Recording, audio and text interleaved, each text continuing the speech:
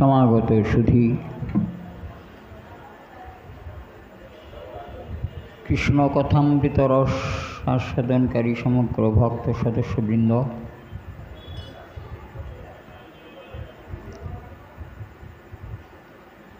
এই প্রকারে আমরা অনেকটা পথ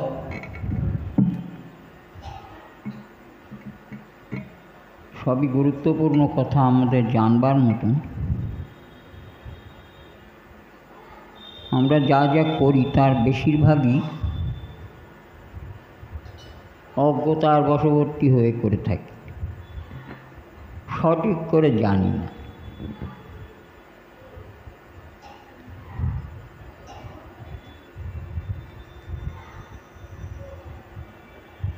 এখানে অনেক কিছু জানবার বিষয় ছিল সনাতন গোস্বামীপাদের চরিত্র থেকে, তো ওইসব কথা নিয়ে আলোচনা করতে গেলে আমাদের মূল বিষয়ের দিকে খুব সময় নষ্ট হয়ে যাবে।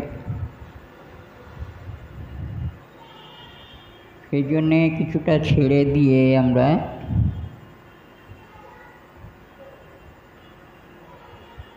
আস্বাদন শুরু করছি। আজ মহাপ্রভু সনাতন গোস্বামীপাদের প্রতি অত্যন্ত সন্তুষ্ট হয়েছে। অনেক কিছু কাণ্ড হয়েছে, তারপরে মহাপ্রভুর তাঁর প্রতি অত্যন্ত প্রীতি জন্মেছে।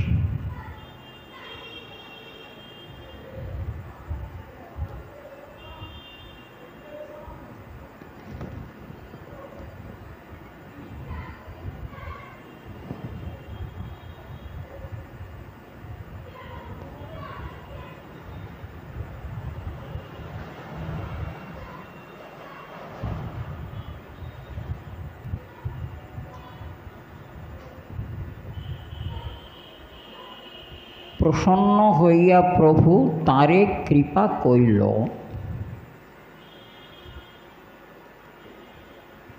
অত্যন্ত প্রসন্ন হয়ে মহাপ্রভু মানে তাঁর মনের মতন দেখে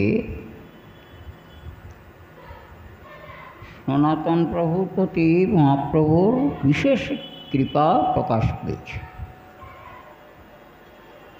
আর সেই কৃপা শক্তি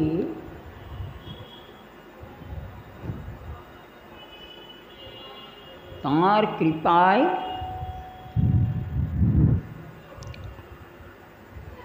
তাঁরে প্রশ্ন করিতে শক্তি পাইল।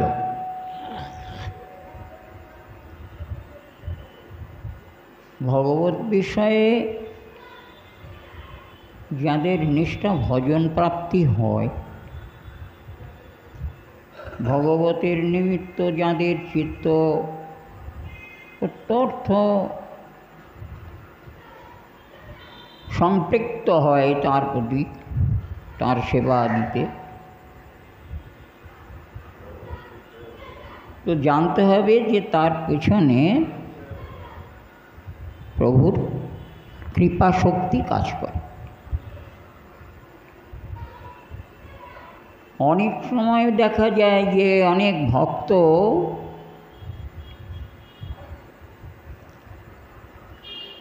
ভগবত সেবা বিষয়েতে কোনো কিছুর প্রতি কখনো অনীহা জন্মে যায়।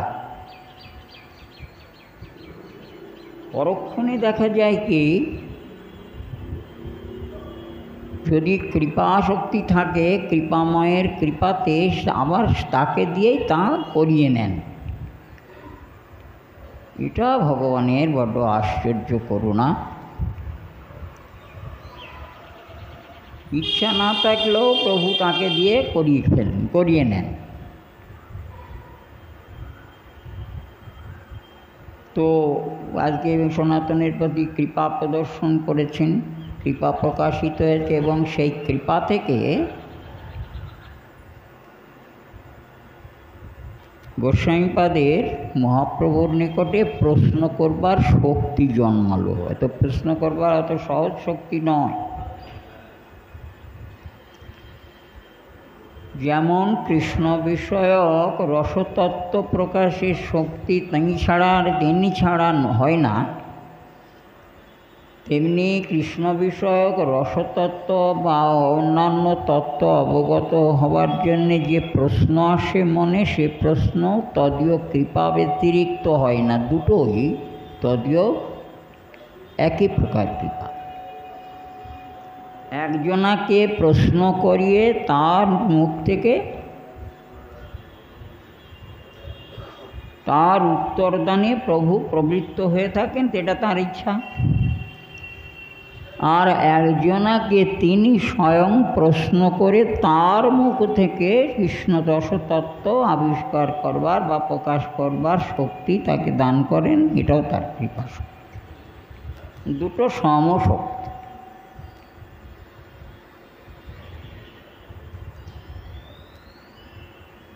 আজকে সনাতনকে প্রশ্ন করবার শক্তি দান করলেন সাক্ষাৎ ঈশ্বর।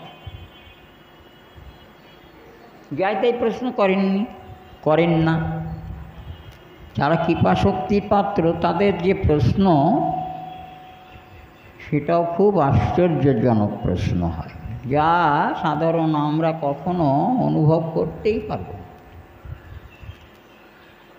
সে দেখতে পাচ্ছি এখানে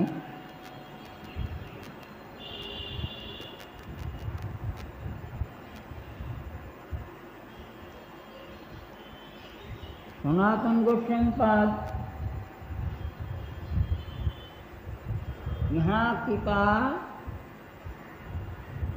প্রভুর শক্তে প্রশ্ন করে সনাতন, আপনি মহাপ্রভু করেন তত্ত্ব নিরূপণ।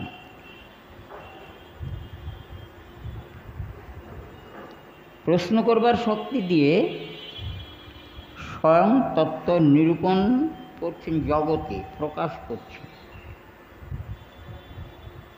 কি কারণে? জগৎকে জানাবার জন্যে।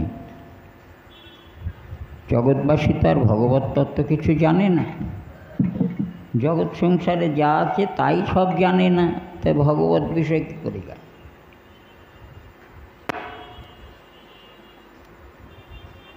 এতে তাঁর কৃপা শক্তি দরকার আছে। জেনে রাখবেন, সর্বত্রই এটা সত্য। সাধুশাস্ত্র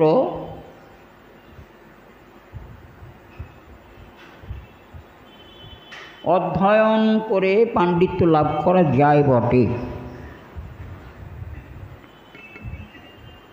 কিন্তু শাস্ত্রের কৃপাশক্তি দ্বারা কারো কারো মাধ্যমে যে তত্ত্বরস প্রকাশিত হয়, সেটা সবার পক্ষে সম্ভব হয় না।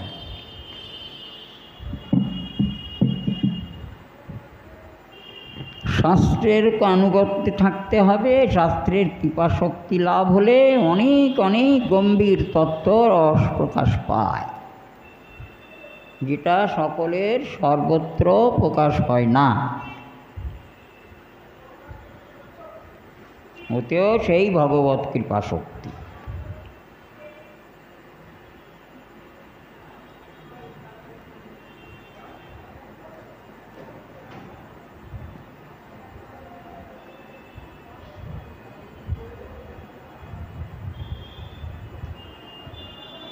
কবিরাজ গোস্বামীপাদ বললেন যে কৃষ্ণ স্বরূপ মাধুরে শৈর্য ভক্তি রসাশ্রয়ম তত্ত্বং সনাতনায়ে কৃপয়োপবিজিদেশ সহ। মহাপ্রভু সনাতন গোস্বামীপাদের প্রতি অত্যন্ত কৃপার্দ্র হৃদয়, গুণ,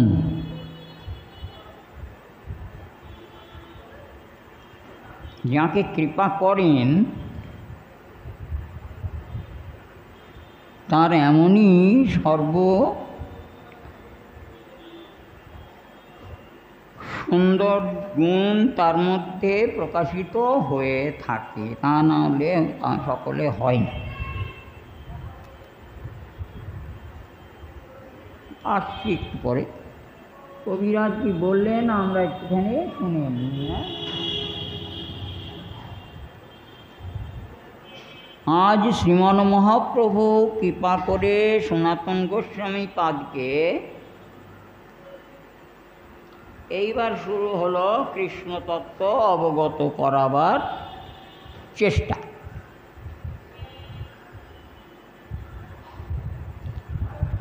কে করাচ্ছেন? না মহাপ্রভু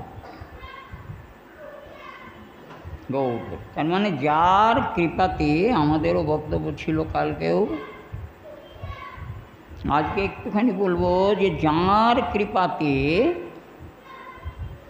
আমরা কৃষ্ণ ভজন শক্তি লাভ করেছি, যে যতটুকু, এবং যে যতটুকু কৃষ্ণনিষ্ঠা প্রাপ্ত হয়েছি, তার মূলে হলো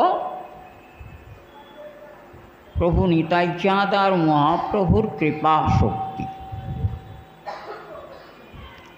আর যাদের কৃপা শক্তির দ্বারা আমার কৃষ্ণ তত্ত্বরস বিষয়েতে অভিজ্ঞতা প্রাপ্তি হচ্ছে, তারাই আমার সর্বাগ্রে ভজনীয়, পূজনীয়, সেব্য। যার কৃপায় আমরা কৃষ্ণ জানলাম, তিনি আমাদের সর্বাগ্রে পূজ্য।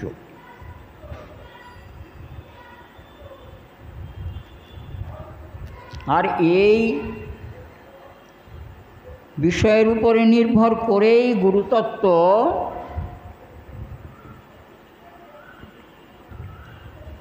আমাদের কাছে প্রবল। যে গুরু হতে আমি কৃষ্ণ ভক্তি লাভ করলাম, কৃষ্ণ জ্ঞান লাভ করলাম যতটুকু, সেই শ্রী গুরুদেবই আমাদের সর্বাগ্রে পূজ্য।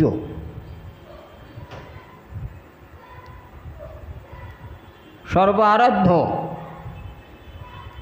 পরমারাধ্য, পরম পূজ্যপাদ, কৃষ্ণ ভক্তি রস প্রদানকারী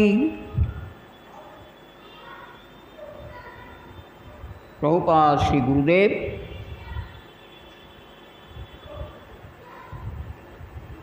তিনি আমার অগ্র পূজার অধিকার। যা থেকে কৃষ্ণ সম্বিত প্রাপ্ত হলাম, সেই নিতাই গৌরচরণে আমাদের সর্বাগ্রে পূজা। যার থেকে কৃষ্ণ জানলাম, তাঁরাই আমার সর্বাগ্রে পূজ্য।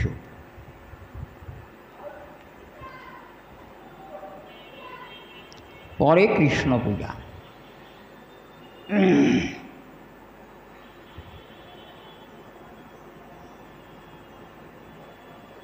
মহাপ্রভু কৃপা করে সনাতন গোস্বামী পাদকে কী করলেন না, কৃষ্ণের স্বরূপ কেমন, কৃষ্ণের মাধুর্য কেমন, কৃষ্ণের ঐশ্বর্য কী প্রকার, কৃষ্ণের ভক্তিরসাশ্রয় কী প্রকার, এইসব তত্ত্ব বিষয়েতে শ্রীমন মহাপ্রভু উপদিদেশ,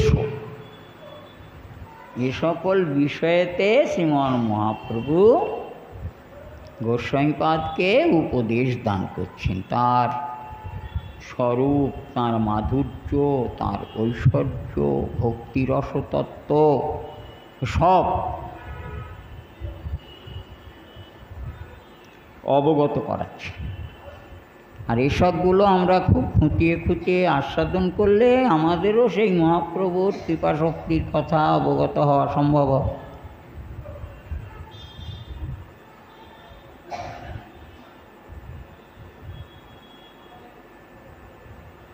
গৌরের কৃপাশক্তি অবগত হতে পারবে, তাই খুব নিপুণভাবে খুঁটিয়ে আস্বাদন করার দরকার আছে। তবে আমাদের কৃষ্ণ বিষয়ক তত্ত্বসার সকল অনুভব।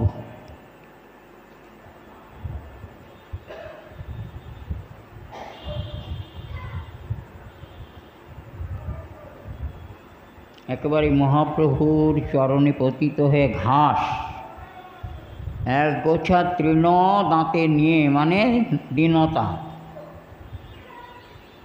মহাপ্রভুর চরণ ধরে সনাতন গোস্বামীপাদ বহু নতি স্তুতি বিনতি করছেন। চরণ ধরে কি মিনতি করছেন? না অনেক কথা বলেছেন, তা তো বলে লাভ নেই, দুটো একটা দিয়ে বুঝে নিই আমরা।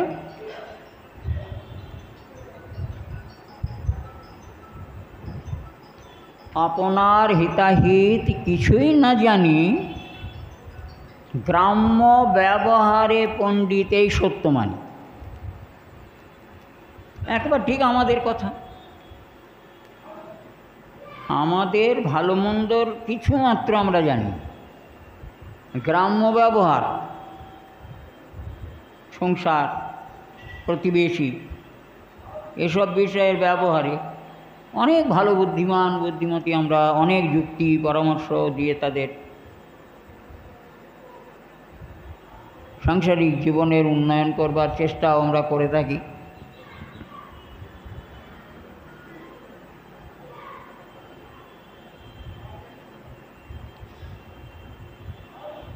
এতে আমরা খুব পটু।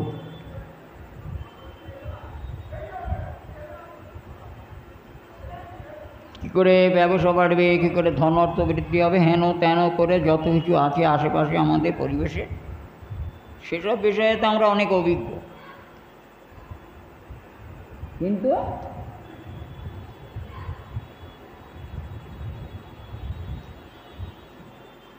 আমার প্রকৃষ্ট হিত কিসে হবে, আপনার হিতাহিত, আমার কিসে ভালো হবে, আমার কিসে মন্দ হবে, হিত অহিত কিছু জানি না, একেবারে কিছু জানি না, কিন্তু অন্যকে অনেক রকম উপদেশ দিতে পারি।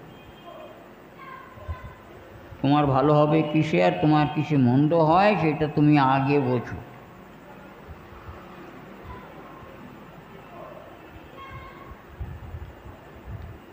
আপন বুঝে পথ চলার চেষ্টা করতে হবে, আমার বিষয়তে আমাকে বুঝতে হবে, সে আমরা আস্তে আস্তে শুনতে পাব। চরণে ধরে মহাপ্রভুকে সব বলছেন, গৌর সুন্দরকে।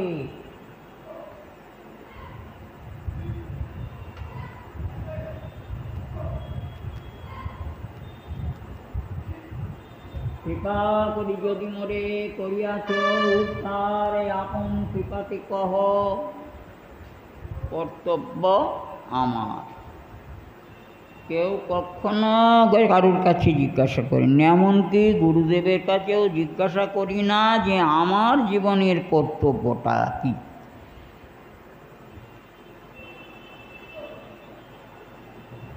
কখনো না।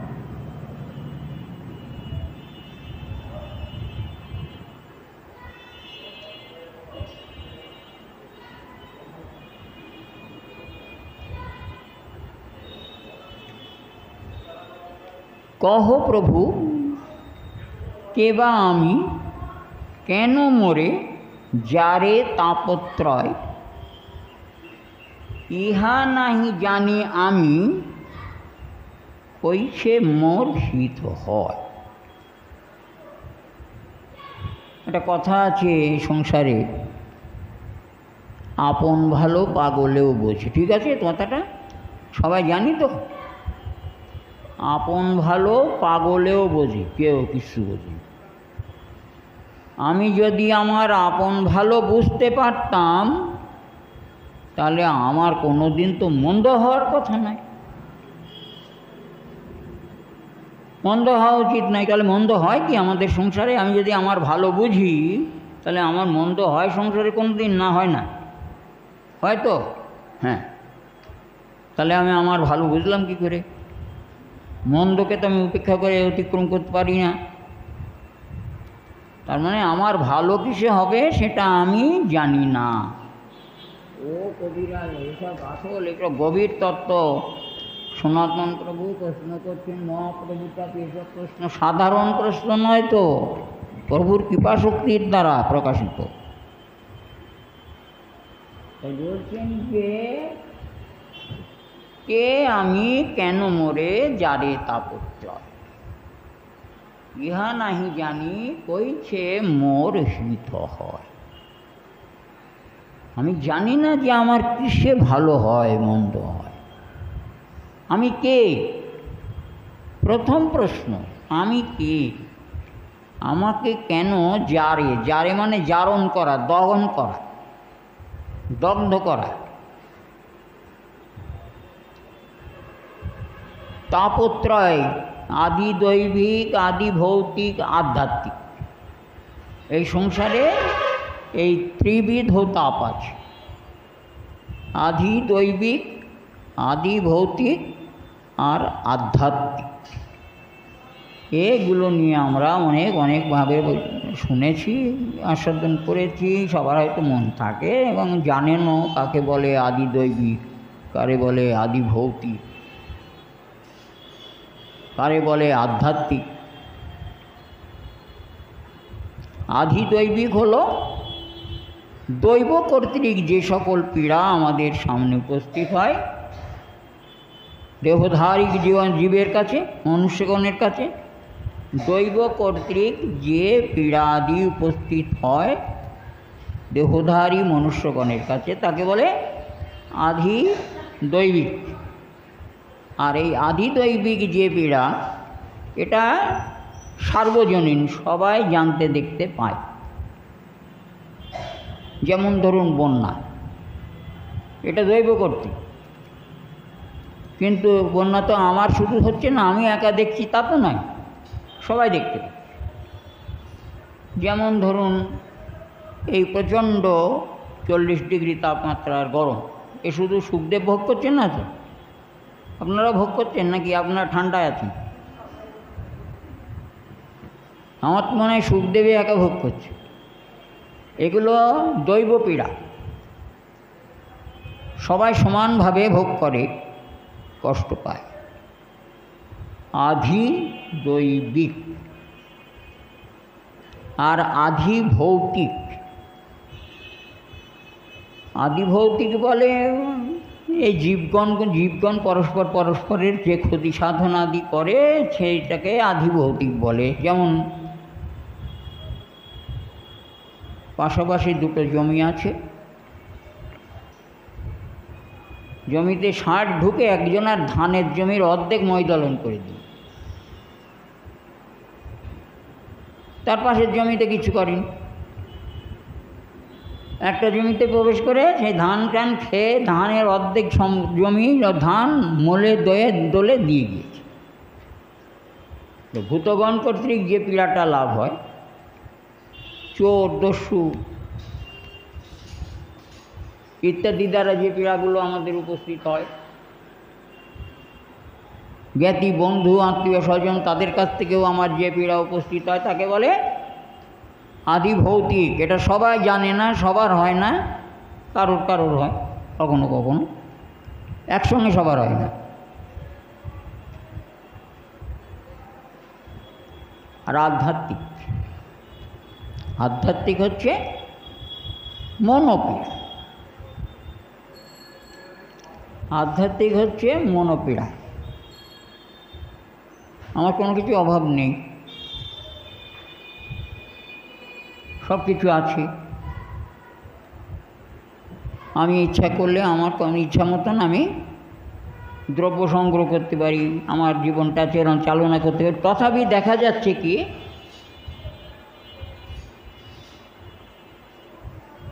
মনে শান্তি নাই রে ভাই, মনে শান্তি নাই।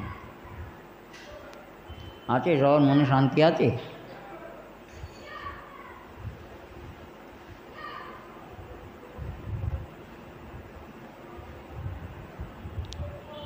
শান্তি নেই। টাকা পয়সা অনেক আছে, বললো আমার 400 সুগার। আর যাদের সুগার হয় তাদের খাওয়ার লোভটা বেশি হয়, খেতে পারে না তো, খাওয়ার লোভটা বাড়ে। আর সুগারের জন্য খেতে পারে না, চুরি করে খায়। রসগোল্লা দেখে জিভ নাল পড়ে, তো সামনে খেতে পারে না, দেয় না খেতে, চুরি করে খায়।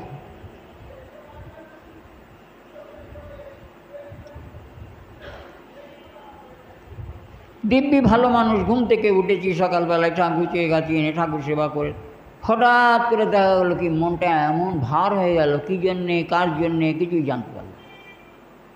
আপনাদের হয় কি না হয় তা জানি না, কারণ যদি হয় তিনি আমার এই সত্যি কথাটা মেনে নিতে পারেন, বলতে পারেন আমাকে। আর যদি না হয় তো বলুন, তাহলে আমি মিথ্যে কথা বলছি, অথবা আমার শুধু হয়। ভালো ছিলাম বেশ, হঠাৎ মনটা খারাপ হয়ে গেল। মন পীড়া পায়, কষ্ট পায়, কোনো পুরানো স্মৃতি হয়তো হঠাৎ জেগে গেল, তার থেকে ভীষণ চিন্তান্বিত হয়ে একেবারে মোহগ্রস্ত হয়ে যেতে পারি। এক সময় তা হয়, কোনো পুরনো স্মৃতি, কোনো প্রয়োজন নেই, যেটা জেগে উঠল, আর তাতে মন ভারাক্রান্ত হয়ে কী হলো, মন পীড়াপ্রাপ্ত হতে থাকে, মোহগ্রস্ত হয়ে গেল, অন্যমনস্ক হয়ে যায় শুধু। হয় না? হয়তো, হ্যাঁ অবশ্যই হয়। এটা হলো আধ্যাত্মিক পীড়া। সবার একসঙ্গে হয় না, যার হয় সে জানে। আর মনোপীড়া এ প্রায় প্রত্যেক মানুষেরই আছে, থাকে, থাকবে। এই তিতাব দহনে নিরন্তর এখানে মানুষ অনাবিল সুখ বা আনন্দ প্রাপ্ত হতে পারে না। অর্থাৎ আনন্দ থেকে জীব এই তিতাপের জ্বালা দগ্ধীভূত হয়। আর বিশেষ করে যারা হরিপাদপদ্ম বহির্মুখ হয়ে নিরন্তর সেই গ্রাম্য ব্যবহারেই বর্তমান আছে, একেবারে সংসার আদিতে মগ্ন হয়ে, তাদের বেশি করে এই তিন তাপ দগ্ধীভূত হয়।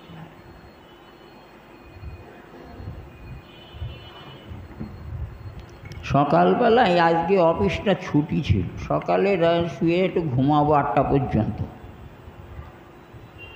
তো বাড়িতে আমি একা তো না, আরও লোক আছে। আর লোক বলতে বাড়িতে একটাই আসল লোকরে বোঝানো হয়, মানে যেটা তাদের আছে আর কি, যাদের আছে সেটা।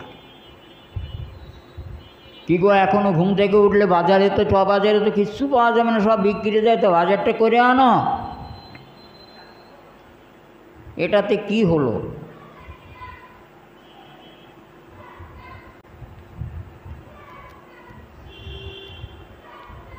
পীড়া জন্মালো তো, ভৌত পীড়া। আমার সুখে ঘুমানো হলো না, কষ্ট করে বাজারে ছুটতে হয়। উদ্ব্যস্ত হয়ে যেতে গিয়ে হয়তো কোথায় ধাক্কাই খেয়ে গেল। জীবনটা খুব অবান্তর।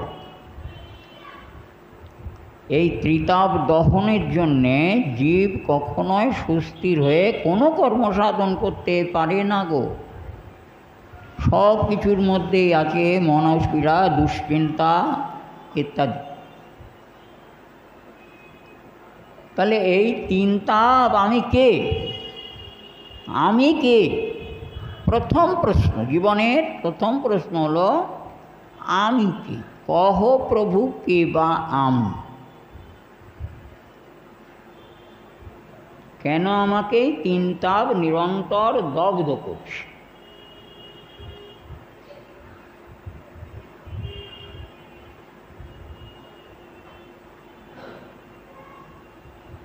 ইহা নাহি জানি মোর কইছে হিত হয়। এটা আমি কিছুতেই জানি না যে আমার হিত কিসে হবে। আমাদের হিত মানে তো মঙ্গল, ভালো। তো আমরা যে ভালো প্রাপ্ত হয় সেটা অনিশ্চিত, ক্ষণস্থায়ী, দীর্ঘস্থায়ী বা চিরস্থায়ী হয় না সেটা।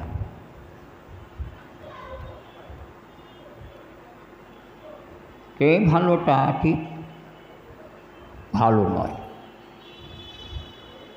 দুদিন পরে নিজেই বলবো যে ভালো চেয়েছিলাম এটা সে ভালো নয়, না ভালোই।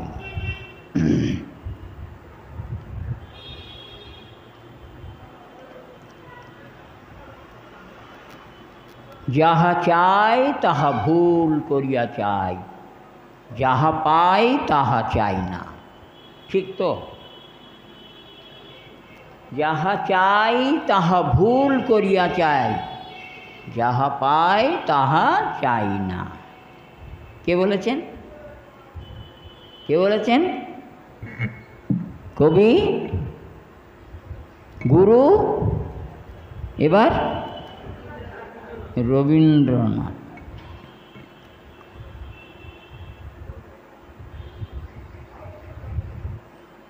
আমার সোনার হরিণ চাই, আমার সোনার হরিণ চাই, সোনার হরিণ চাই, আমার সোনার হরিণ চাই।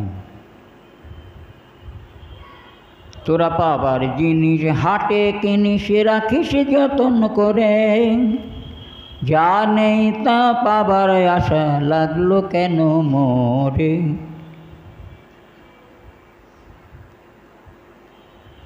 পাওয়ার জিনিস হাটে কিনাই, যতন করে রাখা যায়, যা নেই তা পাওয়ার আশা লাগলো কেন মোরে।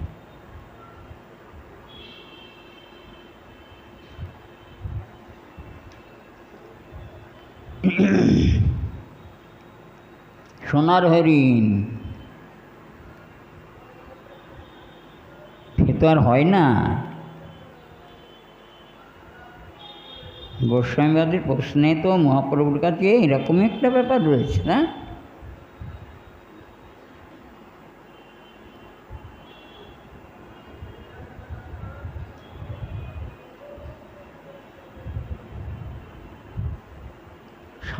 সাধ্য সাধন তত্ত্ব পুছিতে না জানি, কৃপা করি সব তত্ত্ব কহত আপনি। সাধ্য বস্তুটা কি, সাধনটা কি? সাধ্য সাধন তত্ত্ব। সাধ্য বস্তু কি বস্তু, আর তার সাধনটা কি? কোন সাধনে তাকে পাওয়া যায়?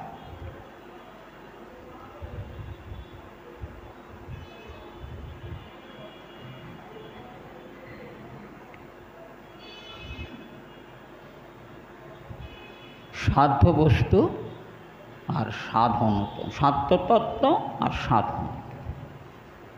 সাধ্য কি না, যে বস্তু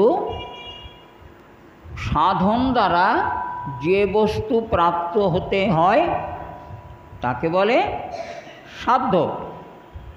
আর সাধন, সাধ্য বস্তুকে পেতে গেলে যে সকল উপায় অবলম্বন বা উপাসনা করার প্রয়োজন আছে সেটাকে বলে সাধন।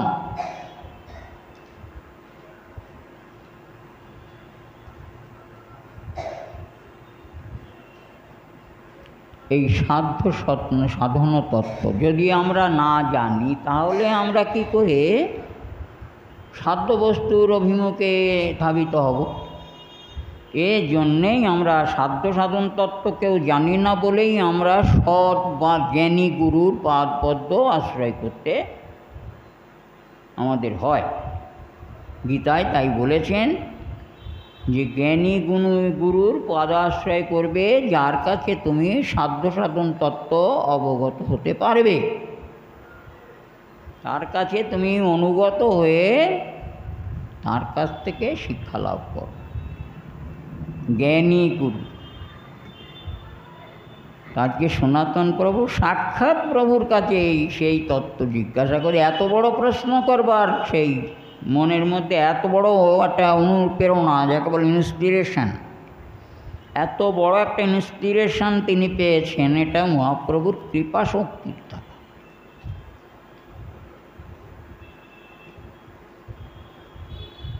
মাঠে জল দেবার শ্যালো মেশিন আছে, তো ও মেশিনে অনেক জল দিতে পারে, কিন্তু মেশিনের জলটা যতক্ষণ পর্যন্ত ওই মেশিন চালক মালিক যতক্ষণ মেশিনটা না চালায় ততক্ষণ মেশিন থেকে বক বক করে জল বেরোয় না, তাই তো? তাহলে মেশিনের চালক যিনি, তিনি যদি চালান তাহলে জলটা বক বক করে বেরোবে। শ্রীমন মহাপ্রভু হলেন মেশিনের চালক, তিনি চালিয়ে দিয়েছেন, আর সনাতনের অন্তর থেকে জীবের যে মূল প্রশ্ন জীবনের, সেগুলো শুধু তার জন্যে নয়, তার মুখ থেকে প্রকাশ করে তিনি আমাদের মতন অজ্ঞজীবকে বুঝাবার জন্যে স্বয়ং তার উপদেশ।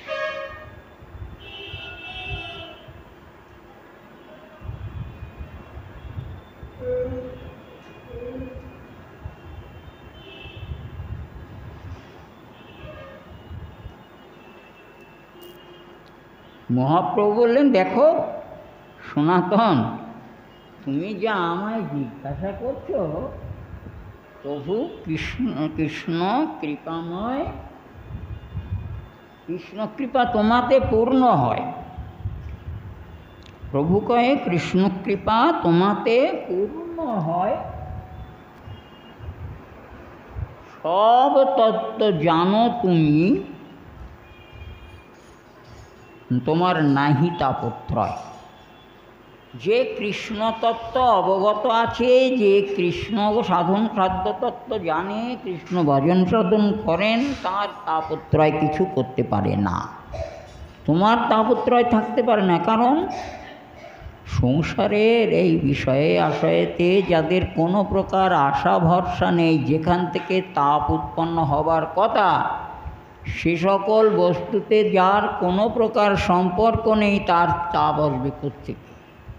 যে কৃষ্ণপাদবদ্ধ সেবা মাত্রেতে মগ্ন হয়ে আছেন, সে তো নিরন্তর কৃষ্ণ সুধারস পান করছেন, কৃষ্ণরস। আর কৃষ্ণরস পান করে সদা সুখী হয়ে আছেন। তার কী করবে? তার না আছে আদি দৈবিক, না আছে আধ্যাত্মিক, না আছে আদি ভৌতিক। এগুলো কাদের আছে? যারা এই বিষয়ে আদি সংসারেতে মগ্ন হয়ে বিষয়ে কি বলে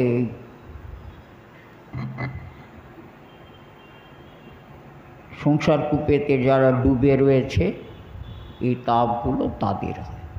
যে যত কিছু এসবের ছেড়ে, আশা ভরসা ছেড়ে যত ভগবৎ পাদবদ্ধ আশ্রয় করবেন, এ তাপ তাকে দগ্ধীভূত করতে পারে না, যদিও আসে সাময়িক।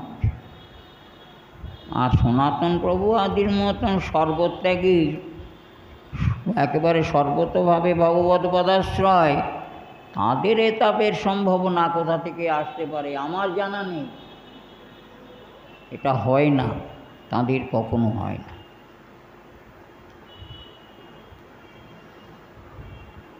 তাই এদের ক্ষুধা তৃষ্ণাদি যন্ত্রণাও কখনো অনুভূত হয় না।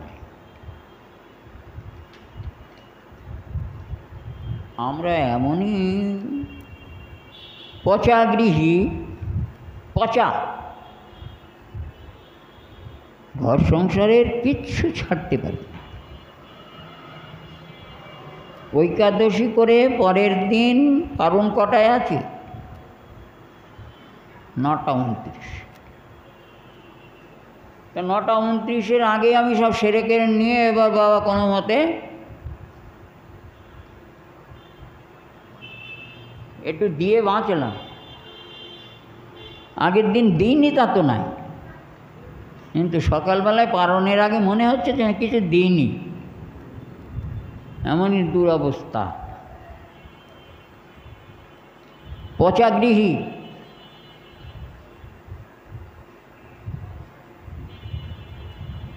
দেহ আর দৈহিক বিষয় সুখেতে একেবারে মগ্ন হয়ে আছে। আর সেখানে যা যা থাকবার কথা সেগুলো আমাদের দহন করবেই।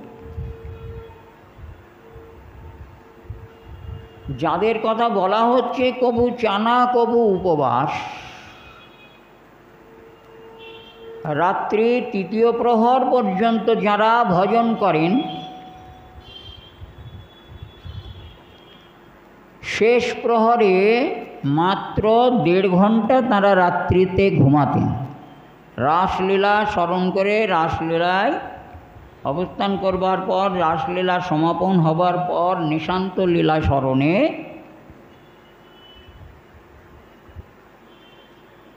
সময়টা যখন হয় তখন তারা নিদ্রিত হন। যদি কখনো কোনো জায়গায় কোনো সময় নামে অবস্থান করেন, হরিনাম হচ্ছে হয়তো সেখানে আছে, তো সেটুকু ঘুমও তাদের হতো না। কেমন এই বৈশাখ মাস রাত 4টের সময় তো 3:30 4টে, 3:30 উঠলেই খুব ভালো হয়, নাহলে 4টে স্নান আদি সেরে সুরে সেবা কাজ করতে করতে, আমার কথা বলি, দেখা গেলো যে নারায়ণ সেবা করছি, তো নারায়ণ সেবা করছি, চরণে তুলসী যেভাবে যা করতে হয় আর কি, তুলসী তুলসী দেখা যাচ্ছে চোখ ঢুলে এসেছে, চোখ ঢুলে এসেছে, একেবারে কম ঘুমায়নি তো, অন্তত মিনিমাম 3 ঘন্টা 3.5 ঘন্টা তো ঘুমিয়েছি,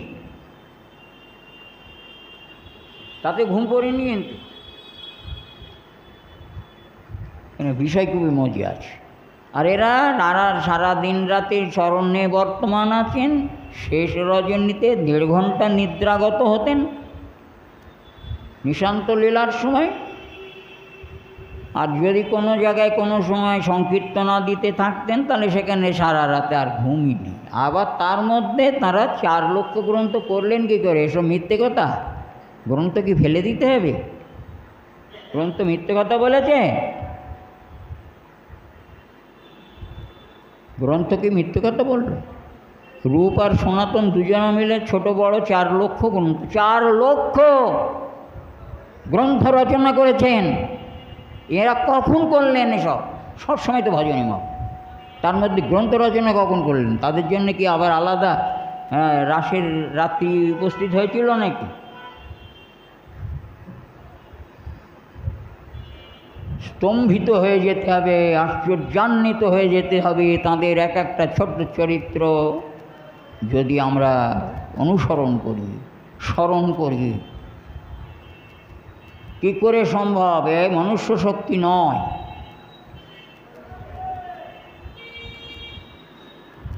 ভজন ছাড়া যারা থাকতেন না, যাদের খাওয়া বিষয়েতে মানে ভোজন বিষয়েতে কোনো প্রশ্ন তাদের কাছে ছিল না। আপনায় আপনি কেউ যদি কখনো 1 মুঠি চানা দিয়ে যেত, তাই খেয়েই সারা দিন রাত কেটে গেল, না পেলে তো তাও নেই। এটা তো বলতেই হবে, তোমরা বড্ড মিথ্যে কথা বলো, বৈষ্ণবরা বড্ড মিথ্যে কথা বলে। এভাবে মানুষ থাকতে পারে না, বাঁচতে পারে না। আর এটাই তো বাস্তব। তোমাতে আমাতে এই প্রকারে আকাশ পাতাল তফাৎ আছে। সবাই সমান সামর্থ্য নিয়ে এখানে জন্মায়নি, জন্মাবে না, জন্মাচ্ছে না। এরা দিব্য সামর্থ্যের অধিকারী, মহাপ্রভুর কৃপা ভাজন। এরা নিত্য পরিকর, অশেষ সামর্থ্য এদের। জাগতিক সম্পর্কে তারা বড় সম্পর্কিত নয়।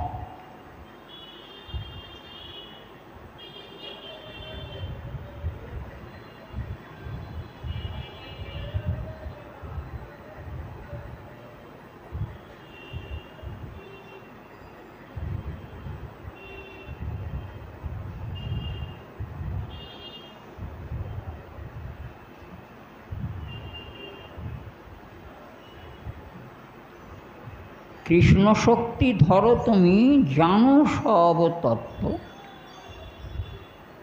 কৃষ্ণ শক্তি, এই যে মহাপ্রভুর কথাটা শুনি ভালো করে। কৃষ্ণ শক্তি ধরো তুমি, জানো সব তত্ত্ব। জানি দাঢ়্য লাগি পুছে সাধুর মহত্ব।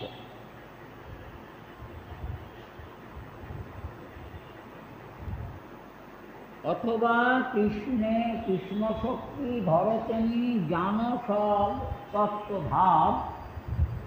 জানি দাঢ়্য লাগি পুছে সাধুর স্বভাব।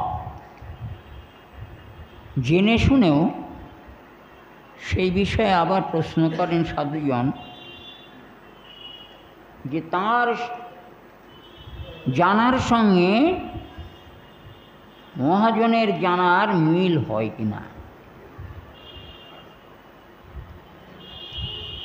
সনাতনকে বলেন তুমি কৃষ্ণ শক্তি ধরো,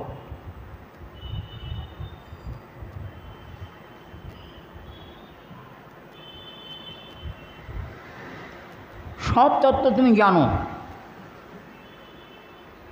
তথাপি এই সাধুর স্বভাব আছে দৃঢ় হয়ে নিজে যেটা জানেন সেটা সত্যি কিনা, সেটা দৃঢ় কিনা, সেটা জানবার জন্যে পুনর্বার আরও মহতের কাছে জিজ্ঞাসা করেন। তখন নেলে যখন তখন তার আনন্দ হয়। দৃঢ়তার জন্যে পুনর্বার জিজ্ঞাসা করেন। তো তুমি সব জেনেও যে আমার কাছে জিজ্ঞাসা করছো, এটাই সাধুর স্বভাব। এবং দৃঢ়তার জন্যে তুমি যেটা জানো সেটা ঠিক কিনা সেটা দৃঢ়তার জন্যে আবার তুমি ভগবত তত্ত্বের নিগূঢ় অর্থ জানবার জন্যে, ভগবত তত্ত্বের নিগূঢ় অর্থ সকলকে তত্ত্ব সকলকে জানবার জন্যে যাদের মতি অতিশয় নিবিষ্ট থাকে, সোজা কথা অতিশয় প্রগাঢ় রূপে নিবিষ্ট মানে আগ্রহশীল, কৃষ্ণতত্ত্ব জানবার জন্যে যাদের চিত্ত বড় আগ্রহশীল হয়ে থাকে, নির্বন্ধিনী মতি, একেবারে ঐকান্তিক মতি হয়ে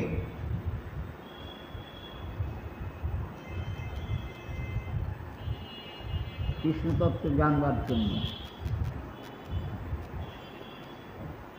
তাদের মনের যে বাঞ্ছিত না তা পূরণ হয়। দেখবেন ভক্তদের এরকম প্রশ্ন মনের মধ্যে অনেক সময় হয়, খুব ভালো ভালো প্রশ্ন জাগে।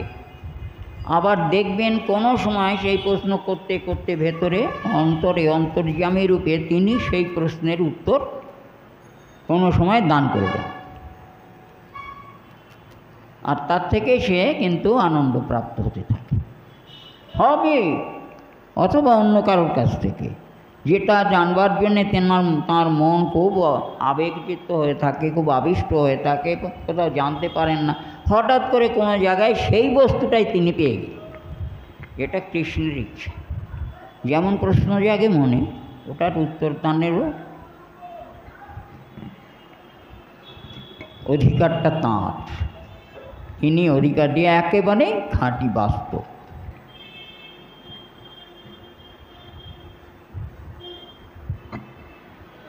এতাদৃশী ভক্ত যারা না,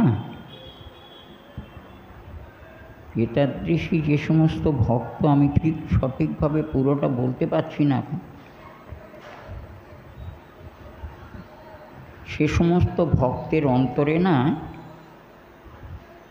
অনেক কিছু ভূত ভবিষ্যৎ প্রকাশিত হয়েছে, অনেক ভূত ভবিষ্যৎ তারা জানতে পেরেছেন।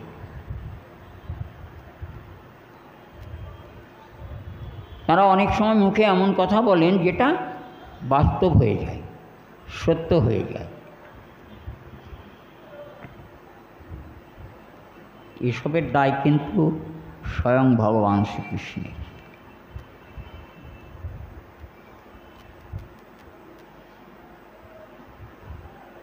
আর সাধুজনের যদি কোনো ভগবত বিষয় কোনো শুদ্ধ মতি বা কিছু ইচ্ছা জন্মায়, ভগবান সেই ইচ্ছাটা পূরণ করে। অনেক দৃষ্টান্ত আছে আমার কাছে, আমি একটা ছোট্ট একেবারে কিয়ৎ বছর আগের ঘটনার উপস্থাপনা করে আপনাদের শোনাই। এক ভক্ত, উনি রাধা গোবিন্দের একটা মন্দির, ছোট মন্দির ঘর করেছেন, সেখানে রাধা গোবিন্দ প্রতিষ্ঠা করেছেন। ওনারা চক্রবর্তী টাইটেল ওনাদের। আমি চিনতাম, তো ওনার বয়সও হয়েছে এবং একটু অসুস্থ হয়ে গিয়েছে। ওনার বড্ড মনের ইচ্ছা ছিল যে রাধা গোবিন্দের এই মন্দির ঘরটা তো ছোট, একটা সামনে একটু যদি নাট মন্দির করতে পারতাম, ঠাকুরের ভক্তরা এসে থাকবে, কীর্তন পাঠ হবে, একটা আনন্দ হবে, এখানে ভক্তদের একটা থাকবে। বসবাস করবার বা তাদের আলোচনা করবার একটা জায়গা হবে। খুব মনের প্রগাঢ় ইচ্ছা ছিল।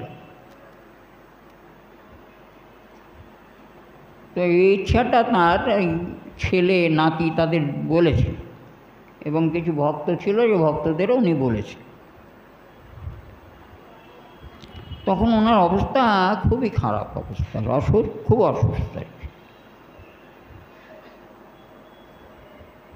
তো এখন মানুষের মনে এটা অনুপ্রেরণা কোথা থেকে জন্য এসে গেল। সবাই মিলে কেউ ইট দেয়, কেউ খাওয়া পাথর দেয়, কেউ লোহা লস্কর দেয়, কেউ মিস্ত্রি খরচ দেয়। এরকম করে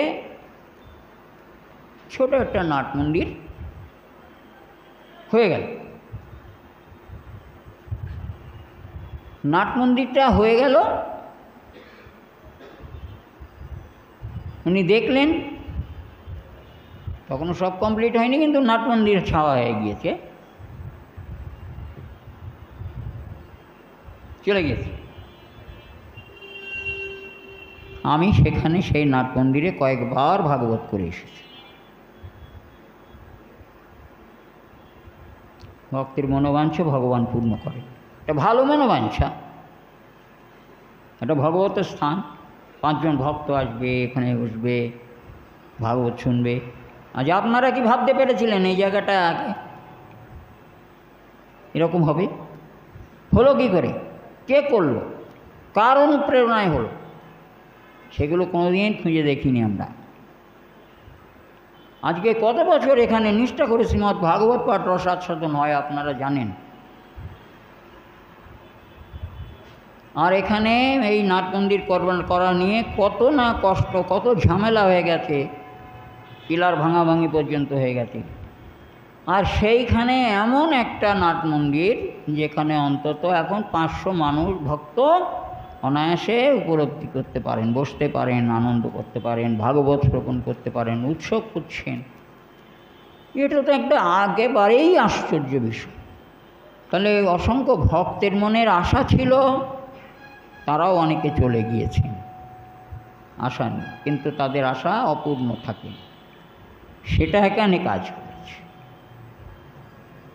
তো একের পর এক বাস্তব খুঁজে দেখলেও দেখবেন এখানে যা কথা বলা আছে এই শ্লোকে, জগতেও কিন্তু সেটা সব সময় একই প্রকারে ঘটে চলেছে। আজ আপনারা নাট মন্দিরের তলায় বসে আছেন, এত বড় নাট মন্দির, আপনারা কি ভাবতে পেরেছিলেন কি করে হয়ে গেল? ভগবান কাকে অনুপ্রেরণা দিয়ে করিয়ে নিলেন? আমরা কিছু করতে পারি না, আমাদের ইচ্ছাতে কিছু হয় না।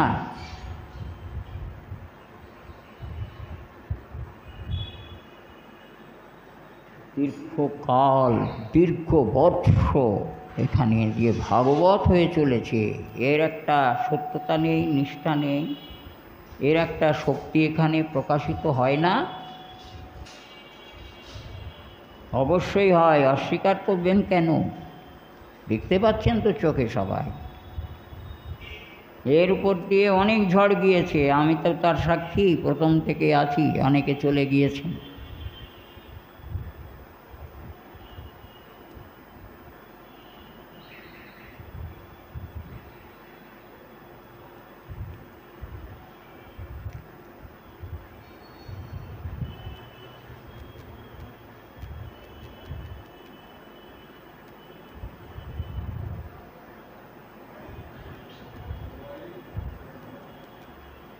যোগ্য পাত্র হও তুমি। সবাইকে তো সব কিছু সবার দ্বারা হবে না, সবাইকে বলাও যাবে না। যোগ্য পাত্র হও তুমি ভক্তি প্রবর্তিতে। তুমি যোগ্য পাত্র ভক্তি প্রবর্তন করবার এ জগতে। আর তাই আমি ক্রমে সব তত্ত্ব শুনো কহিয়ে তোমাকে আমি যোগ্য পাত্র বলে মনে করেছি। আর সমস্ত তত্ত্ব, ভক্তি তত্ত্ব তোমাকে আমি বলবো, তুমি শোনো। এই বলে শ্রীমন মহাপ্রভু এবার ক্রমান্বয়ে আমাদের সনাতন শিক্ষাতত্ত্ব ক্রমান্বয়ে প্রকাশ হবে, আপনারা ধীরে ধীরে আস্বাদন করবেন। নিতাই গৌর সীতানাথ প্রেমানন্দে হরি।